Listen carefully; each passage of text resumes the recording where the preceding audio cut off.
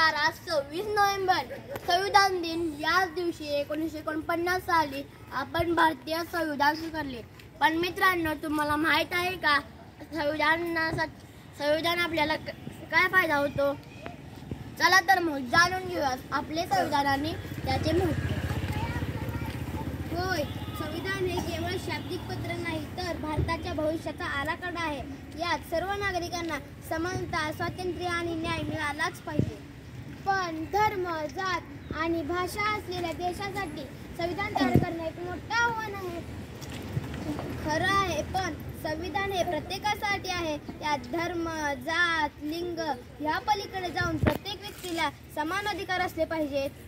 आणि अशा प्रकारे डॉक्टर बाबासाहेब आंबेडकर आणि घटना समितीने भारताचे संविधान तयार केले. त्यामुळे आपण लोकशाही मार्गाने जगू शकलो. पूर्वी मला जमीनदाराने खूप त्रास दिला, पण संविधानामुळे माझे हक्क सुरक्षित झाले. आता मला योग्य दर आणि जमीन मालकीचा अधिकार मिळालेला आहे. मित्रा, संविधानाने आम्हाला स्वच्छ पर्यावरणाचा अधिकार दिला आहे, पण आपणही स्वच्छता राखण्याचे कर्तव्य निभावले पाहिजे.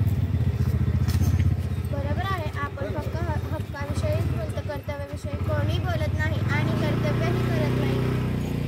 कर्तव्य करणे हे खूप महत्त्वाचे आहे आणि आम्हा सर्व महिलांना सुद्धा समान हक्क मिळाले. आता आम्ही शिक्षण, नोकरी आणि मतदान करू शकतो. म्हणूनच तर माझी आई शिकली, आता मीही शिकेल. आम्ही सक्षमपणे स्वतःच्या पायावर उभा राहू शकलो.